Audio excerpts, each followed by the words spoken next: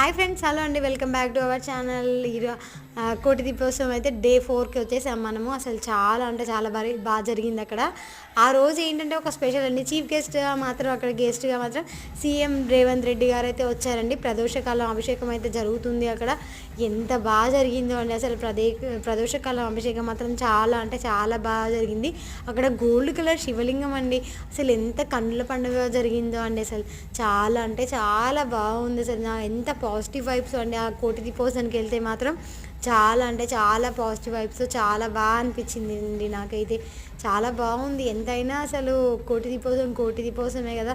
మనసుని అన్ని బాధలు, టెన్షన్స్ అన్నీ మర్చిపోయి ఒక ఆనంద ప్రపంచంలోకి కొత్తగా వెళ్ళినట్టుగా మాత్రం నాకైతే అనిపించిందండి. చాలా అంటే చాలా బాగా అనిపించింది. ఆ దీపాల కాంతుల వెలుగులో మాత్రం చాలా బాగా అనిపించింది.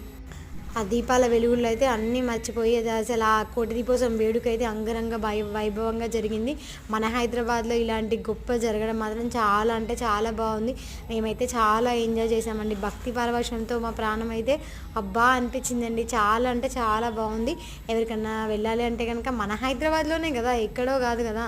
వెళ్ళండి, ప్రతి ఒక్కరు వెళ్ళి కూడా అసలు ఆ దేవుడిని స్మరణతో మాత్రం ఆనంద పరవశంలో మునగండి. ఓకేనా, చాలా బాగుందండి కోటి దీపోత్సవం మాత్రం. ప్రతి ఒక్కరు వెళ్ళండి. ఆ రోజు చీఫ్ గెస్ట్గా మాత్రం రేవంత్ రెడ్డి గారు వచ్చారండి.